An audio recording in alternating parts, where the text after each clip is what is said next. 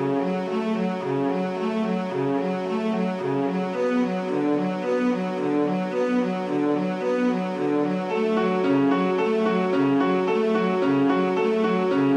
everybody, welcome back to another episode of Card Talk, a podcast where we spend just a little bit of time talking about cards from Lord of the Rings card game. I'm your host, Dave Walsh. And I'm Grant Thompson, just along for the ride. And I'm Ted Bannock, and I think that we got a smoking good episode for you. And I love it. It's going to be great. Do you love it, Ted? I do. This episode's going to be fun. Let's kick it off by, I want you to read that list of smoking hot patrons we got. Yes. So they're smoking hot because they help keep the lights on here at the podcast. If you are interested in keeping the lights on here at the podcast, making yourself eligible to collect our yearly swag and be eligible for other things, feel free to join us at patreon.com/cardtalk2018. And you can join at a couple of different levels, one of which is the Ready Teddy level. Also, we have a written version of this audio and video podcast, and Matt over at the blog, he kind of keeps everybody going by writing about the cards, so you get a whole different perspective over at the blog. You can see those written perspectives at cardtalk2018.com. The current list of patrons is long, and I will read it to honor everybody. And those current lists of patrons are Jessica, Martina, Thardir, Stephen, Mark, Mason, Ryan, Manuel, Katie, Rachel, Tony, Valentin, Eric, Durnsfather, Moritz, Anders, Shane, Micah, Chris, Reagan, Rob, Brandon, Scott, Joe, Peter, Niall, Carl, Vardine, James, Joshua, Matt, Justin, Kidian, Bob, Daniel, Bob, David, Sean, Lou, Phil, Joseph, and Dominic. So thank you to all the people who help keep the lights on here and help us keep going, bringing you awesome content. This show, despite us recording it in December, is getting released sometime around where the new revised core set is going to get released. So keep your eye out for some fun card talk stuff surrounding the new revised core set. But I can't go into detail because it hasn't all been ironed out yet. But it's something to keep your eye out for, and that's definitely something fun that's going on. Enough about that. Grant, what do you think today's card is? Well, give us a moment to smoke and think about that. The card is from the Land of Sorrow adventure pack called Smoke and Think. It is a zero-cost spirit event with an action. Reduce the cost of the next card you play by 1 for each pipe you control. This card's pretty good. Grant, what do you think of Smoke and Think? I think it can be extremely powerful. You've got, say, 3 dwarf pipes and 3 spare pipes. That is a cost reduction of 6. You can play Brock for free. Exactly. Or you could play Beyond for free. Yeah. It is extremely powerful. And the only problem is you've got to have those pipes out there to actually benefit from this effect. I mean, Houses of Healing becomes free with just 5 pipes. And low cost of 5 pipes. You can play right. this free card. Right. Just look at going through, say, the Saga campaign, and you're about to, and you sacrifice a hero. You don't actually have the resources there, but you've got the pipes out. You can then use Smoke and Think to bring that hero back with, say, Houses of Healing or Fortune or Fate. As long as you've got the resource match. Yeah. Ted, what's your gut saying about Smoke and Think? Smoke and Think is wonderful. It's essentially resource acceleration in the spirit sphere, which there are some effects that do it, but there's not a lot. This is one of the handful of effects that help you reduce a card's cost, which is kind of a pseudo way to gain resources, I suppose. And it goes along, like, you have to have the pipes in play, but there are now, with the addition of Spare Pipe, which is a newer card that came out in this pack, you also have Spirit Bilbo in Sphere, to the Bilbo Spear. Always noticing to go and find a pipe, and all the pipes have good effects. They're all around manipulating your deck or drawing cards or some way of recycling cards in a fashion. So if you have access to Spirit and you're running, Dwarf Mining, if you're running Dunedain, if you have any Astari in your deck, such as Radagast, Gandalf, Saruman now, you have access to pipes. Hobbits have their own pipe as well, including the Hobbit pipe is also in the same sphere as Spirit. It can be quite powerful. You can easily get 3 pipes out relatively quickly, and then you're playing this one card to get essentially 3 resources. So it's good. Yeah, I've just had a quick look. There are only 5 pipes in the game. You've got the Dwarf Pipe, the Dunedain Pipe, the Spare Pipe, the Hobbit Pipe, and the Wizard Pipe. Where's the Elf Pipe? Elves don't smoke. I feel like elves don't smoke, I guess. Elves don't smoke. But they're living all that green. I know. Ted, you hit on one of my favorite things, and that's MOTK Bilbo. I know that you didn't say MOTK Bilbo, but if you MOTK Bilbo, you get to go find a pipe to begin with. You go find the Spare Pipe, which was the last episode that we talked about.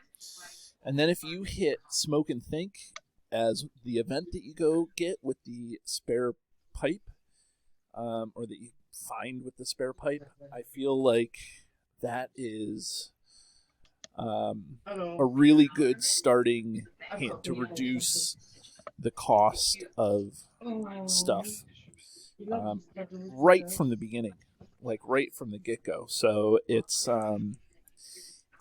really nice to be able to do that. And despite it, even if you only have 1 pipe out, I still think that it's worth it to play. It could, it could get you, if you're 1 resource short of playing a card, if you're 1 resource short of playing, like your Northern Tracker, or Ferial, or some other type of big expensive card, Treebeard, for example. It lets you get that card out 1 turn sooner, even if it is just commuting into 1 resource. Ideally, you want to get more value out of it, but the great thing is this can be it can be anywhere from 0. You could easily have 6 pipes on the table. Because a lot of the pipes themselves attach to characters and not heroes, like dwarf pipes. Like all the pipes, I think, go on characters and not heroes. So you can get them out relatively easily. Yep, and the only one that's got a major limit is the Wizard Pipe, which is to an Astari. An Astari character, the Hobbit Pipes to a Hobbit character, Spare Pipes to any character. Obviously, the Dunedain Pipes to a Dunedain character, and the Dwarf Pipes to a Dwarf character. But they're all the Dwarf, the Dunedain Pipe are limit 1 per character, but the rest of them are in the Hobbit. The other 2 pipes are also limit 1 per character, so you can't multiply them, unfortunately. The Spare Pipe is not limited, but the created pipes are limited 1 per character. Sure, right. And keep in mind, like a couple of rules things. First of all, it says reduce the cost of the next card you play by 1 for each pipe you control, and that's an action. So you can't use it to test of will something in the middle of the revealing of stuff. If you have one pipe out and you want to pay and you want to have 0 cost test of will, because it's an action, you have to play in an action window. So if you want to use the test of will, you would use it in the planning phase before you do the questing and the staging step, right? And then you can play, because it's the next card. It doesn't say the next card you play in this phase. So keep that in mind, that it's an action and not some sort of weird response. Right. Yeah. It's not played at response speed. So that's a good point, David. You got to kind of watch that if you're using it to play responses and the weird timing of it. But there's a lot of action windows in the game. So the planning phase, you can use it to reduce the cost of allies and events. You can also then use it to reduce the cost of other events inside the planning action as well. And you could even do something. I suppose you could even do something janky with Thranduil Hero, right? 'Cause his ability is an action to play a Sylvan ally from your hand. It's just like any time you want, right? Or in the combat phase. In the combat phase, right? So yeah. So you could smoke and think, and then use Thranduil's action, and then reduce the cost of that Sylvan even further if you have Olorian or something, right. Play, right? You could do something janky like that with Hiagon as well. You could successfully. If you play Smoke and Think in the action window when you commit characters, it will go towards the next card you play. Yep. As David had mentioned, so that would count. So keep in mind you do some tricky things like that, which is pretty cool. And yeah, a lot of times Lord of the Rings doesn't let you bank things, right? Like you just can't, bank it. And this is a card that does allow you to bank it if you need to. A lot of cards will say the next card you play this phase, or until the end of the round, and then it's done.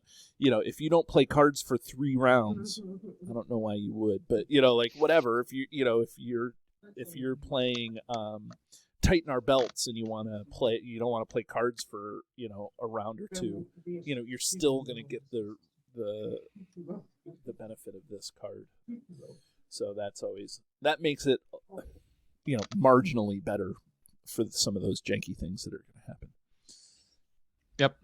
So we will point out too that it's reduced the cost of the next card you play by 1. So another rules thing is you can't use it to reduce the cost of somebody else's card if you're playing more than one player. And the pipes are specifically on characters you control, not the pipes you play on other people's cards. Also a good point. Right. Yeah, because it's possible for you to attach a pipe to someone else's character to give them the benefit of the pipe, but then it won't count for your Smoke and Think. Yeah, but the same can be said if they attach pipes to yours. Yes. Yep. Also true. I think that this card is really good with the addition of Spare Pipe. Oh, definitely. And it's in the sphere that you want it to be in. And it came out in the same pack. Right. So I think that this is really good. Like you can use I don't know, like Dwarven Tomb, get a free Dwarven Tomb because you just have one pipe out, like reduce the cost of Glorfindel down to 4 instead of 5. So it's you would have gone to first turn with one leadership character. Yeah, I mean, there's just so many. There's so many advantages to Smoke and Think. Right. And so I just think, and it's 0 cost, which it has to be 0 cost because, why would you pay 1 to reduce by 1? So, but it's just so utility. It goes into the utility belt.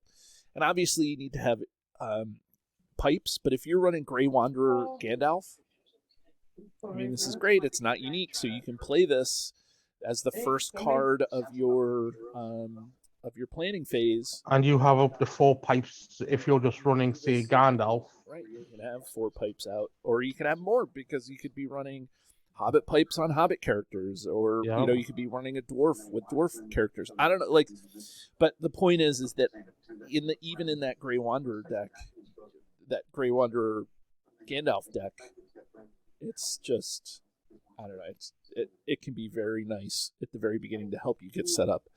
I think later on it may become a win more card, but maybe not.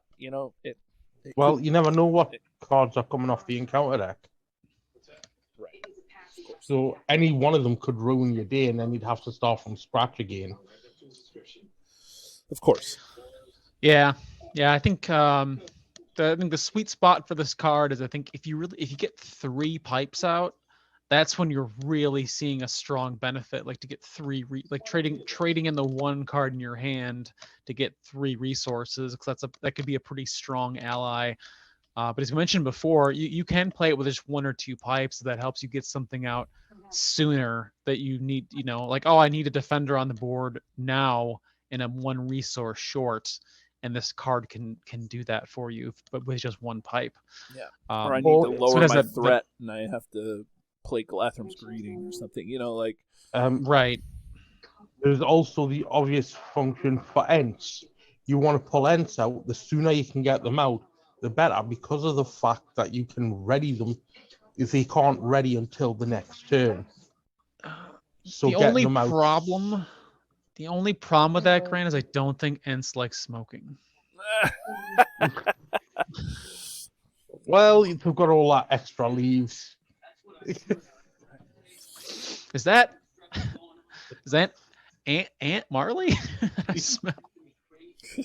My God, what are you doing in there? Not only is that, but then the pipes are also made out of wood, right? So exactly. Oh man, you're smoking, my friend. What do you call this pipe? Oak tree beard. The Ent wife. That's bad news. Well, now we know what happened to the Ent wives. They got turned into pipes. Yeah, they're the Ent pipes. Which you could, right? Because the spare pipe goes on any character, so you could have Treebeard with a spare pipe. You could, technically. Right. Which is rather amusing and actually not that bad of an idea, since he a lot of times is a good defender. Yeah. Give him that extra hit point. Extra hit points on Ents are good. Mm-hmm. Yeah, you give him the Ent draft. He's got his Ent draft and his pipe. He's good to go. He's got 8 hit points at that. You could also do it for the booming Ent. Yeah. The booming Ent would be a good target for a spare pipe. Right. Yeah, I mean, do you have to play Smoke and Think when you have pipes in your deck? No, and I think no. I think that, but I think it makes pipes better. And that's what definitely. And that's what you're looking for. If you're running 3 of any pipe, if you're running Wizard pipe and spare pipe, listen to our last episode to talk about spare pipe. But like if you're running spare pipe, which fits into a lot of decks, and then you're running 1 other type of pipe, I think Smoke and Think has to slide in there. I mean, maybe not have to, but it's definitely a pretty big consideration. Personally, even if I'm just running spare pipe, I'd think about running Smoke and Think. Yeah.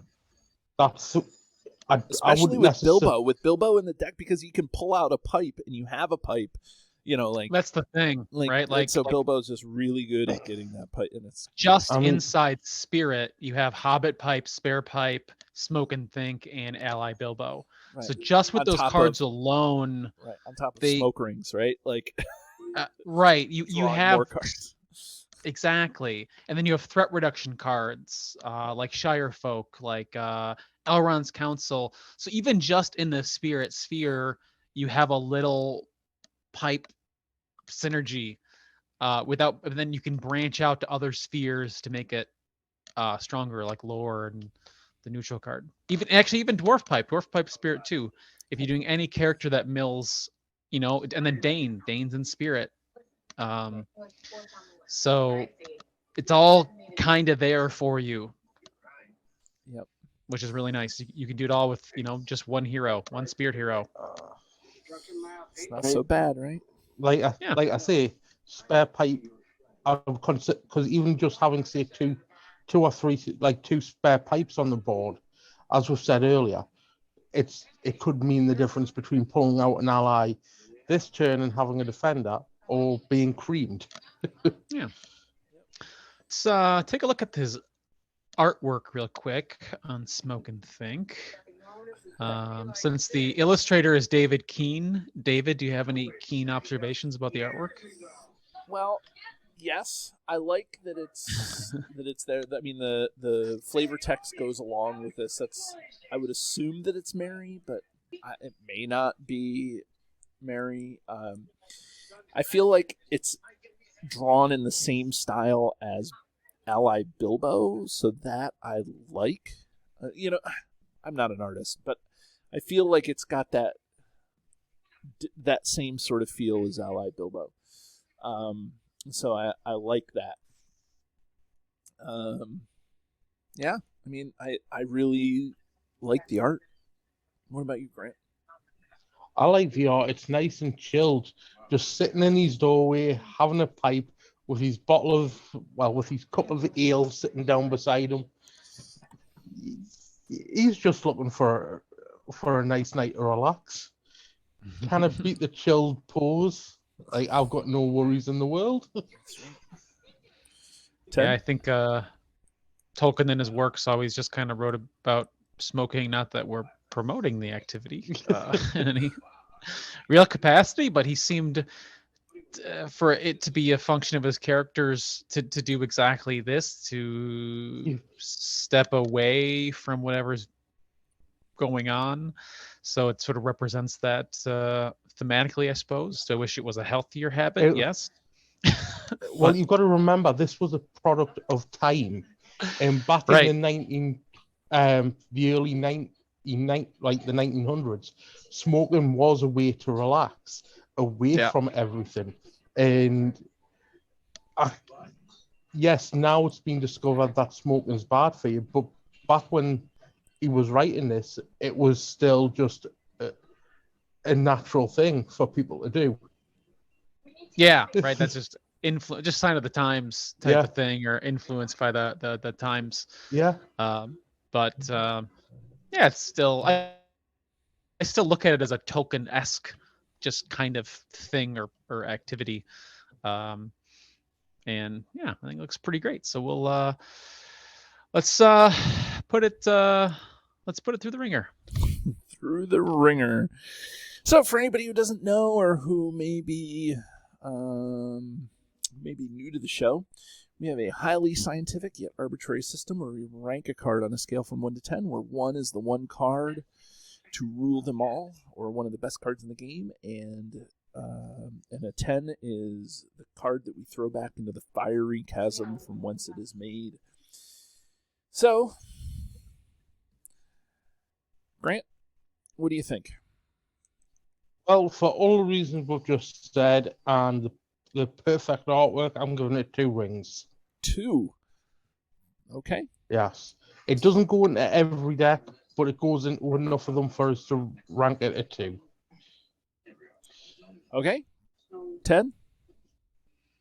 Yeah, I'm up there with Grant. I'm gonna give it a 3. It's a resource card in spirit. It is dependent upon, it's a 2-card combo minimum, if not a multi-card combo.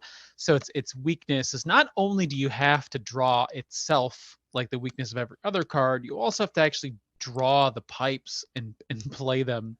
And you have a little bit of help, as you mentioned, David, because you have Bilbo, and you can run multiple copies of Bilbo in your deck, or have him as a starting hero now with the Messenger of the King contract. So that helps a lot with this card. But the pipes also, the pipes are limited to 1 per character, with the exception of the spare pipe. So if you only have 1 Dunedain character, you can only run the 1 pipe and then the spare pipe. So there's kind of a sweet spot where you got to measure how many pipes you have versus equipable characters. A lot of them are versatile. So it helps, and it's a really strong card for resources, but you have to keep that in mind when you're fitting it into a deck. Yeah, I mean, I agree with you guys. I think that this is a good card. The one thing that to me is holding me back on this is that, like, it really goes into a pipe deck, which has since been able to be rounded out through all the stuff that we've saw in the last cycle. But like, I don't seek to build a smoke and think deck. And I think that it's in competition with other things that either accelerate your resources or give you discounts. Like we talked about Olorien, but then there's resource acceleration like Steward, like Resourceful, and things like that. So, Yeah. I mean, Sigil Miner is also in Sphere. Yep, Sigil Miner is one of those things. So, I don't reach for it to say I'm going to build a deck that has smoke and think, and that's usually what brings me down to the 2s and 3s. But it is a great card, and even just for one discount, I think it's worth thinking about putting this card in your deck. So I'm going to give this card a 4 rings. So there you have it, everybody. That's our review of Smoke and Think. So join us again as we talk about more cards from the game. Have a great day, everybody. Do you love the content? Here's what you can do to stay connected. Become a patron. The money collected through Patreon goes into keeping the lights on here at the podcast. We love our patrons, and you can join at many different levels. Visit patreon.com/cardtalk2018. You can subscribe to us, whether you're watching our YouTube channel or you're listening to us in your favorite podcatcher. Hit the subscribe button to get notifications of all our new episodes. Didn't know we were an audio podcast? Find us by searching Card Talk to get access to our 120 plus regular episodes. Didn't know we were a video channel? Find us by searching Card Talk LOTR LCG on YouTube. And there you can find not only our regular episodes, but you can find our bonus playthroughs and other content related to the game. Want to get a hold of Ted, Grant, or myself? Feel free to email the podcast at cardtalk2018@gmail.com.